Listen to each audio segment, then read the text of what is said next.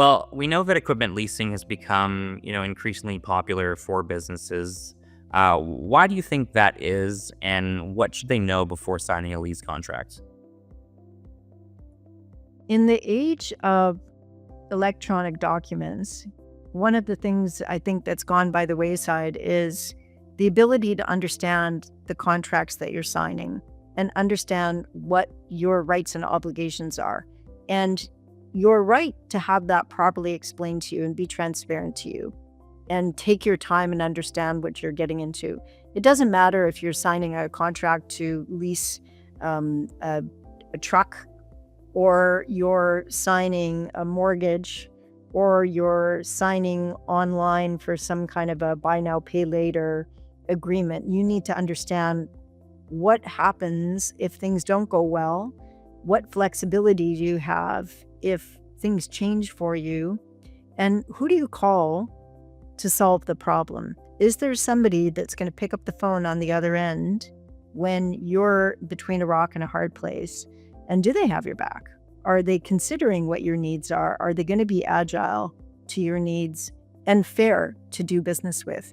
I think this extends across the financing community. And because finance is a little bit opaque, can be a little bit opaque, a little bit scary, you don't know if you're getting past the marketing. You don't know, is this actually the best deal that's available to me? You need to find somebody that you can trust and then see if you can stress test the information yourself. Does it make sense for you? Is it going to make sense not just in the moment, maybe when you're making a reactive decision? Is this going to make sense in a year? Is it going to make sense in 3 years? If you're signing a 5-year contract for something, that's a really long time. It has only been a few years since we went through a global pandemic.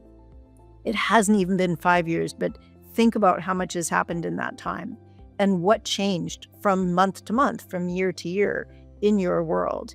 If you're going to sign an agreement, make sure you understand what the repercussions are, what are your options, and spend the time doing your due diligence. And try to beware that emotional sell versus the factual sell. What are the real numbers? And can you make sense of what all of the realities are? Are they going to continue to bill you at the end of your contract? What happens if you need to exit your lease early? You need to understand all of those financial options that are open to you and the ones that are not. Because whatever doesn't affect you now, if you defer the due diligence, you might find out later on you've bought yourself something that you do regret.